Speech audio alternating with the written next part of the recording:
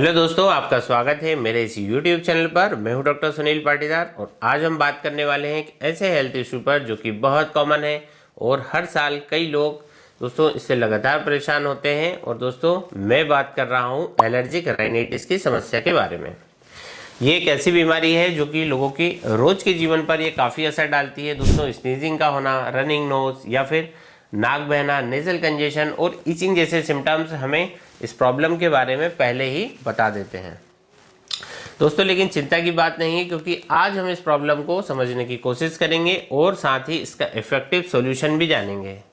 बात करेंगे उस होम्योपैथिक मेडिसिन के बारे में जो कि अकेले ही आपके इन सभी सिम्टम्स को कवर करती है और मैंने अपनी सालों की क्लिनिकल प्रैक्टिस में इसके एलर्जी के केसेस में इस दवाई से सफलता पाई है।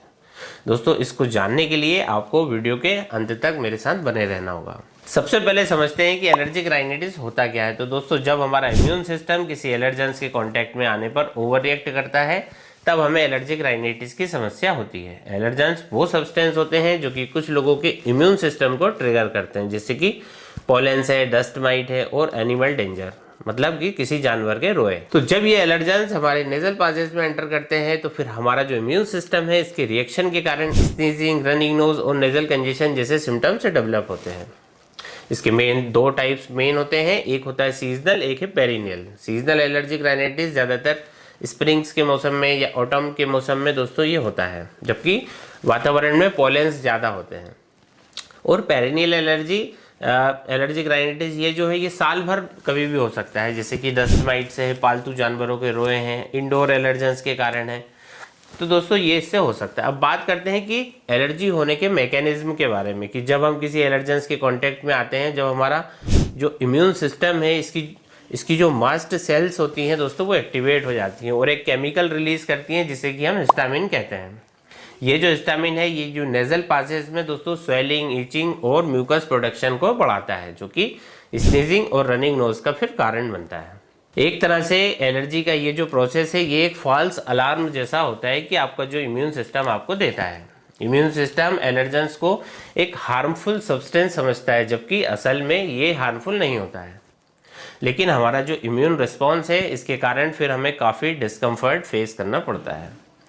दोस्तों अब हम बात करते हैं कि कुछ लेबोरेटरी टेस्ट के बारे में जो कि हमें एलर्जिक राइनाइटिस डिटेक्ट करने में उसके लिए हम करवा सकते हैं। एलर्जिक राइनाइटिस कंफर्म करने के लिए आपको दो मेन टेस्ट आपको कराने होते हैं, जैसे कि एक है स्किन प्रिक टेस्ट और दूसरा है स्पेसिफिक IgE ब्लड टेस्ट।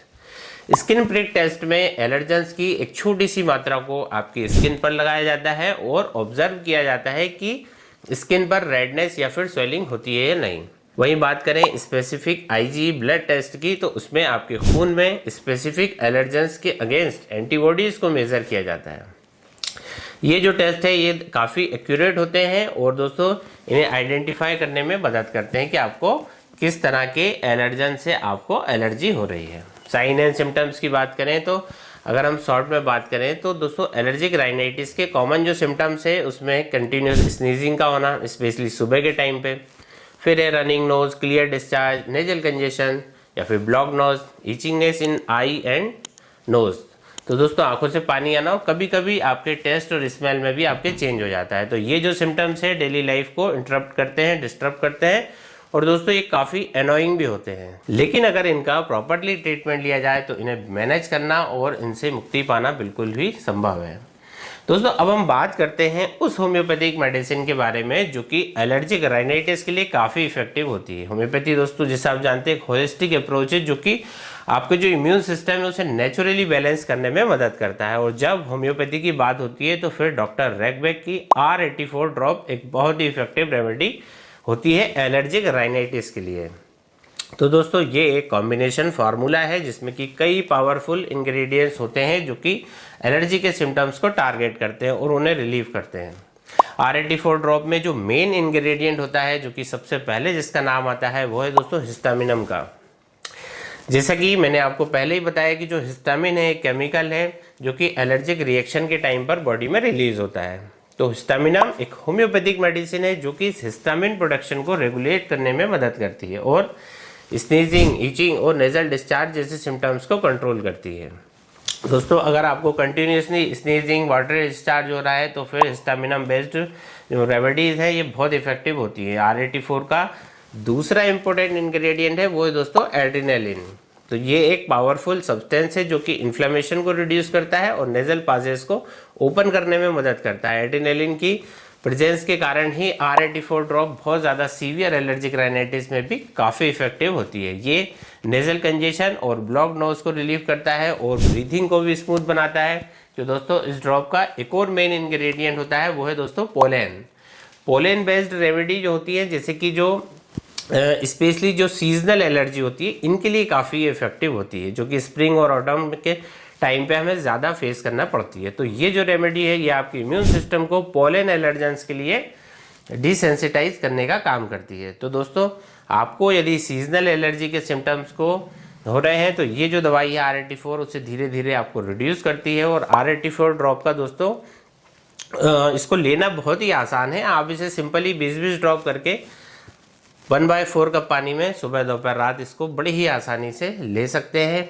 और ये जो रेमेडी है दोस्तों कि ना सिर्फ सिम्टम्स को कंट्रोल करती है बल्कि आपका जो इम्यून सिस्टम है इसे स्ट्रॉन्ग बनाती है और आपको लॉन्ग टर्म प्रोवाइड इसमें रिलीफ कराती है कि अगर आपको सीवियर सिम्टम्स हैं तो भी उसको ये रेगुलर यूज़ करने से इसमें आपको नोटिसेबल इम्प्रूवमेंट आता ही आता है।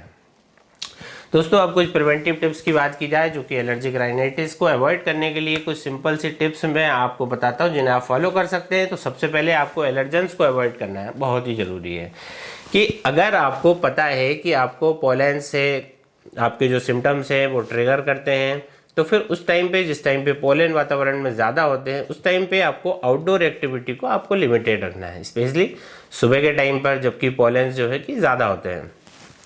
अगर आपको डस्ट माइट से एलर्जी है तो फिर आप अपनी जो आपकी जो बेडिंग है या फिर आपका जो कारपेट है दोस्तों इनको रेगुलरली क्लीन करें और इसके लिए आप एंटी एलर्जिक कवर का भी यूज़ कर सकते हैं।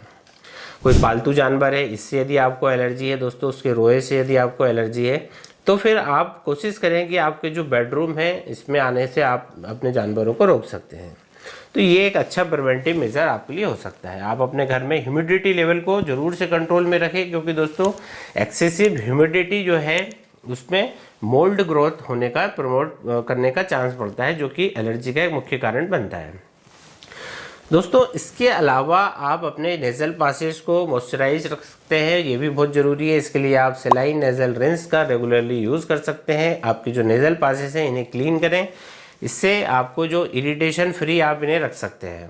दोस्तों एक और इम्पॉर्टेंट बात यहाँ पे मैं आपको बताना चाहता हूँ कि आप अपनी डाइट का विशेष ध्यान रखें। आप अपनी मील में विटामिन सी और एंटीऑक्सीडेंट रिच फूड को ज़रूर से इंक्लूड करें जो कि आपके इम्यून सिस्टम को स्ट्रांग बनाते हैं। हेल्दी डाइट से आपकी बॉडी नेचुरली डिफेंस इम्प्रूव करती है और जो है कि आपको आपकी जो एलर्जीज से उनके इफ़ेक्ट को ये रिड्यूस करती है। तो दोस्तों आज हमने एलर्जिक राइनाइटिस के बारे में बड़ी ही डिटेल में बात की।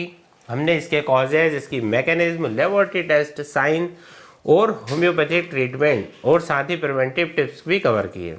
तो अगर आपको ये वीडियो हेल्पफुल लगा है तो प्लीज़ इसे लाइक करें, कमेंट करें और दोस्तों अपने दोस्तों के साथ इसे ज़रूर से शेयर करें। अगर आपको किसी तरह की एलर्जी है या फिर आप अपना पर्सनलाइज्ड ट्रीटमेंट प्लान चाहते हैं तो दोस्तों नीचे दिए गए व्हाट्सएप नंबर पर आप हमें संपर्क कर सकते हैं। डॉक्टर सुनील पाटीदार आपके लिए ऐसे ही और हेल्थ से रिलेटेड टॉपिक लेकर आता रहेगा। तब तक के लिए अपना बहुत ख्याल रखिए। धन्यवाद।